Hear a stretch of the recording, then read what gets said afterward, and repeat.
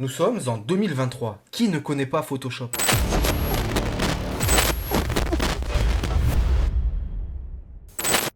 Aujourd'hui, je vais vous raconter l'histoire brève de Photoshop, ce logiciel de malade, roi dans l'édition d'images. Un jour, un groupe de génies de l'informatique s'est dit on devrait créer un logiciel qui permette de modifier de manière complètement dingue les images. Et c'est ainsi que Photoshop est né en 1990. Et ce que je t'ai pas dit, c'est que Photoshop a été créé par deux frères, Thomas et John. Dès sa sortie, Photoshop a secoué le monde de l'édition d'images avec ses super pouvoirs. Ses limites, c'est Superman, il est arrivé et tout le monde était waouh!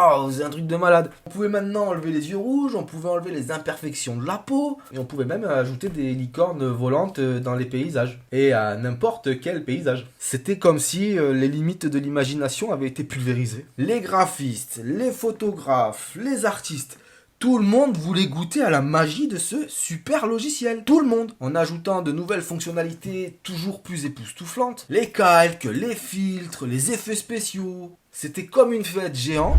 Sauf que la seule limite, c'est votre créativité. Et devine quoi? Photoshop est devenu une star d'internet. Il y a eu des milliers, je dis bien des milliers de tutoriels sur YouTube. Et je parle que de YouTube. Montrant comment créer des montages photos hallucinants. Des manipulations incroyables et des retouches sur les célébrités qui les ont fait passer de à waouh. Je m'en rappelle, à cette époque, dès qu'on trouvait quelqu'un un petit peu trop beau ou un petit peu trop belle, c'était direct Photoshop. Tu es coupable, coupable, coupable. Aujourd'hui, Photoshop est devenu un incontournable pour tout créatif qui se respecte. Des millions, je dis bien des millions de personnes l'utilisent pour réaliser des miracles visuels. Et il continue en plus de se réinventer sur chaque mise à jour. Et est-ce que tu sais d'où vient le nom Photoshop? À l'origine, le logiciel s'appelait Display, mais ils ont décidé de l'appeler plus tard Photoshop, en référence à une fusion de mots photo et shop. Ils sont pas allés chercher loin, les gars. Et ça a été créé au sein de l'entreprise Adobe, ou Adobe, peu comme vous voulez le dire. Et au départ, Photoshop, c'était uniquement disponible sur Mac. Il a finalement été développé pour Windows, et ce qui l'a rendu accessible à un public un peu plus large. T'as vu la dernière bombe qu'ils ont sortie? Moi, j'ai envie de m'amuser avec. Alors, c'est simple. Le concept, c'est que je vais prendre des photos de YouTubeurs, et on va voir ce qu'ils me proposent avec ça. Allez, viens, on va s'amuser.